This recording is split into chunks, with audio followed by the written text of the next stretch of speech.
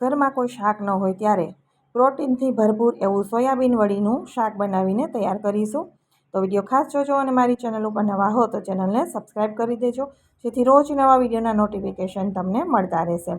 તો અહીંયા એક નાની વાટકી મેં સોયા વડી લીધી છે, જે 2 લોકો માટે શાક બનીને તૈયાર થશે. 2 થી 3 લોકો ખાઈ શકે એટલું.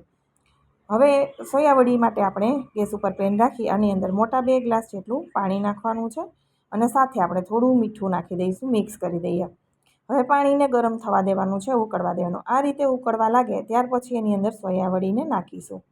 અને આ શાક બનાવતા ખૂબ જ ઓછો સમય લાગે છે. અને બીજું કે સોયાવડી છે એને ફૂલતા, પાણી શોક કરતાં બિલકુલ સમય લાગતો નથી. 5 જ મિનિટની અંદર એ બનીને રેડી થઈ જાય છે. થોડી જ વારમાં બધી જ વડી છે એ ફૂલી જશે અને ઉપર તળવા લાગશે. તો અહીંયા તમે જોઈ શકો છો વડીઓ છે ને એકદમ સરસ ફૂલી ગઈ છે. તો હવે એને આપણે પાણીમાંથી એક પ્લેટમાં કાઢી લઈશું, અથવા તો તમે ઠંડા પાણીમાં પણ નાખી શકો. તો તમારે ઠંડુ કરવાની રાહ જોવી ના પડે. અને જો સમય હોય તો આ રીતે પ્લેટમાં કાઢી લ્યો તો ઠંડી એની મેળે થઈ જાય. અને વડીને ઠંડી થવા દેવાની. તો અહીંયા વડી છે એ ઠંડી થઈ ગઈ છે અને તમે આ રીતે ચપ્પુ અડાડશો તો એકદમ સરસ એવી પલળી ગઈ છે. હવે થોડી ઠંડી થાય, આપણા હાથ ના ગરમ પડે ત્યાં સુધી, ત્યાર પછી એને દબાવવાનું. જો એની અંદર પાણી હોય તો બધો પાણીનો ભાગ આપણે નિતારી લેવાનો અને વડીને આપણે મિક્સર જારની અંદર નાખી દેવાની છે. તો આ શાક છે એ ખૂબ જ ટેસ્ટી લાગે છે અને બીજું કે એની અંદર પ્રોટીનનું પ્રમાણ હોય છે, એટલે બાળકોથી લઈ મોટા બધા ભાવે એવું સરસ બનીને તૈયાર થાય છે. વડીની સાથે આપણે અહીંયા લીલું મરચું અને અત્યારે હું આદું નાખું છું. જો તમને લસણ પસંદ હોય તો તમારે 5 થી 6 કળી લસણ પણ નાખી શકાય. તમને ચોઈસ પ્રમાણે વધારે ઓછું જે રીતે લસણ ભાવતું હોય એ પ્રમાણે લસણની કળીઓ નાખવાની. અને બાઇન્ડિંગ એકદમ સરસ આવે, ટેસ્ટ વધારે સારો લાગે એના માટે આપણે 2 ચમચી ભરી અને ચણાનો લોટ નાખવાનો છે. ત્યાર પછી આપણે એને પીસી લેવાનું છે. પીસવામાં પણ બહુ સમય લાગતો નથી, એકદમ સરસ રીતે પીસાઈ જશે. ત્યાર પછી આપણે એને એક પ્લેટમાં કાઢી લઈશું કે બાઉલમાં કાઢી લેવાનું. તો અહીંયા વડીનું જે મિશ્રણ છે એને આપણે બહાર કાઢી લઈએ તો ટેસ્ટ ખૂબ જ સરસ આવશે. એકવાર તમે આ રીતે બનાવશો ને વડીનું શાક, તો તમે દર વખતે માર્કેટમાંથી લાવશો અને જ્યારે પણ શાક ન હોય ત્યારે વડીનું શાક તમે ચોક્કસ બનાવશો. એવું બનીને તૈયાર થાય છે. હવે સાથે આપણે હળદર, લાલ મરચું અને ધાણા જીરું રેગ્યુલર મસાલા કરીશું. સાથે આપણે ચપટી હિંગ નાખી દઈએ અને ગરમ મસાલો 1 ચપટી ભરીને નાખીશું. સાથે આપણે સ્વાદ પ્રમાણે મીઠું નાખી દઈએ અને ચપટી એવો 1/4 ચમચી, એટલે ચમચીના ટોચના ભાગમાં જરાક અમથો ચપટી જેટલો આપણે ખાવાનો સોડા નાખવાનો છે, જેથી આપણી વડી એકદમ ફૂલેલી બનીને તૈયાર થશે. બધો મસાલો આપણે એકદમ સરસ રીતે મિક્સ કરી દઈએ અને બાઇન્ડિંગ એટલું સરસ આવશે કે જે રીતે લોટ બાંધતા હોય ને એવી રીતે બંધાઈને તૈયાર થઈ જશે. તો અહીંયા સરસ મસ્ત એવો મસાલો આપણો મિક્સ થઈ ગયો છે. તો હવે એમાંથી આપણે બોલ્સ બનાવી લઈશું. તમારી ચોઈસ પ્રમાણે તમે કરી શકો છો, નાના મોટા.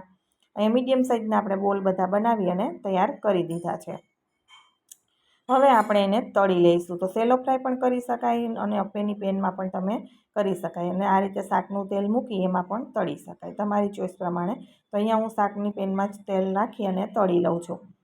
તો અને ગેસની ફ્લેમ અત્યારે મીડિયમ રાખીશું અને ઉપર નીચે આપણે એને પલટાવતા રહીશું, જેથી બધી બાજુથી સરસ એવું તળાઈ જાય અને એનો કલર છે એ થોડોક બ્રાઉનિશ થઈ જશે. ત્યાં સુધી આપણે એને તળવાના છે, ફ્રાય કરવાના છે. જેથી તમે ગોળીઓ લુખી ખાશો એમ જ તો પણ બહુ જ સરસ એવો ટેસ્ટ એનો આવશે. મીઠી વધારે લાગે છે અને શાક પણ એટલું જ સરસ બનીને તૈયાર થાય છે. અહીંયા મેં ઉપર નીચે ચમચાથી ચલાવતા એને ફ્રાય કર્યા છે અને એનો કલર પણ હવે બદલાઈ ગયો છે. એકદમ બ્રાઉનિશ જેવો કલર થઈ જાય એટલે આપણે એને પ્લેટમાં બહાર કાઢી લઈશું, જે અંદર સુધી સરસ એવા ચડી જશે, તળાઈ જશે. અને પીળા હોય ત્યારે, કાચા હોય ત્યારે કાઢવા નહીં, નહીંતર કાચાનો ટેસ્ટ છે એ ભાવે નહીં. તો અહીંયા સરસ એવા ફ્રાય થઈ ગયા છે અને તળાશે ને એટલે સોડા નાખવાથી આપણે ફૂલેલા બને એટલે થોડી તિરાડો પણ બોલ્સની અંદર દેખાશે. તો અહીંયા બધા જ આપણે સોયા વડી છે, કોફતા કહો કે વડીનું શાક કહો, એ બધું તળાઈ ગયા છે. એને આપણે એક પ્લેટમાં કાઢી લઈશું.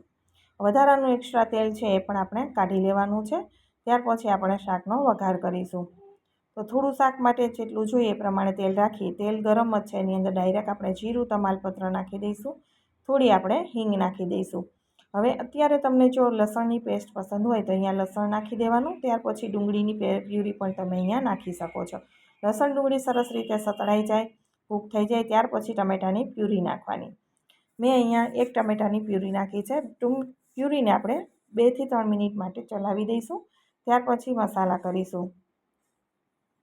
તો ટમેટું જ્યારે આપણે નાખીએ ત્યારે એની ગેસની ફ્લેમ મેં મીડિયમ જ રાખી છે. હવે આપણે એમાં સ્વાદ પ્રમાણે મીઠું નાખીશું. થોડી એવી શાક પ્રમાણે હળદર નાખીશું, અડધી ચમચીથી ઓછી એટલી. તીખાશ જોઈએ એ પ્રમાણે લાલ મરચાંનો ઉપયોગ કરવાનો. તો અહીંયા લાલ મરચું નાખી દઈશું. કાશ્મીરી મરચું તમારે નાખવું હોય, તીખી ચટણી વધારે હોય તો તમે લાલ મરચુંમાં કાશ્મીરી મરચાંનો પણ ઉપયોગ કરી શકો છો. ધાણા જીરું નાખી બધી વસ્તુને આપણે સરસ રીતે ટમેટા સાથે મિક્સ કરી દઈશું. મિક્સ થઈ જાય ત્યાર પછી આપણે એને કવર કરી દઈશું અને લો ફ્લેમ કરી દઈશું. ગેસની ફ્લેમ લો કરી અને 4 થી 5 મિનિટ માટે એને આપણે કૂક થવા દઈશું. ઓછામાં ઓછી 4 મિનિટ થવા દઈશું. ત્યાં સુધીમાં આપણે બીજી તૈયારી કરી લઈએ. તો અહીંયા 1/4 કપ એટલે વાટકીના ચોથા ભાગનું મેં એકદમ મોડું દહીં લીધું છે, ફ્રેશ દહીં. મલાઈ પણ તમે લઈ શકો શાકમાં નાખવા માટે. અને સાથે જ 5 થી 6 કાજુ નાખ્યા છે. કાજુને આપણે પીસી લઈશું. જો તમારી પાસે સીંગનો પાવડર તૈયાર હોય તો પણ ચાલે, કાજુ ન નાખવા હોય તો કાજુ તમે સ્કીપ પણ કરી શકો છો. દહીં ને કાજુ આપણે પીસી લીધા પછી આપણે સાઈડમાં રાખી દઈએ. અને હવે આપણે જોઈશું ટમેટાની પ્યુરી. આપણે જે શાક વઘારેલું છે એમાંથી પણ તેલ સરસ સેપરેટ થઈ ગયું છે, ઉપર આવી ગયું છે. ટમેટાં સરસ કૂક થઈ જવા જોઈએ, જેથી કાચું ટમેટું હોય તો શાકનો સ્વાદ પણ સારો ન લાગે અને શાકમાં એ પાણી છોડે, જેથી આપણને ખાવામાં મજા આવે નહીં. એટલે ટમેટાને પ્રોપર કૂક કરવાનું, એમાંથી તેલ છૂટું પડે ત્યાં સુધી. ટમેટું સરસ કૂક થઈ જાય ત્યાર પછી આપણે એની અંદર દહીં નાખી દઈશું. દહીં નાખી કન્ટિન્યુઅસલી ચલાવવાનું છે, નહીંતર દહીં છે એ ફાટી જશે. જ્યાં સુધી એમાંથી તેલ સેપરેટ ના થાય ત્યાં સુધી કૂક કરવાનું છે. તો તમે જોઈ શકો છો દહીં એકદમ સરસ રીતે કૂક થઈ ગયું છે, તેલ સેપરેટ થઈ ગયું છે, બિલકુલ પાણી લાગતું નથી. ત્યાર પછી એની અંદર આપણે ગ્રેવી માટે 1 કપ ભરીને પાણી નાખી દેવાનું છે. જેટલું શાક તમારે હોય એ પ્રમાણે પાણીનો ઉપયોગ કરવાનો. 1 કપ પાણી નાખી ગ્રેવીમાં થોડોક ઉભરો આવવા દઈશું. થોડી ઉકળવા લાગે ત્યાર પછી આપણે એની અંદર સોયા વડી નાખીશું. ત્યાં સુધી નાખીશું નહીં.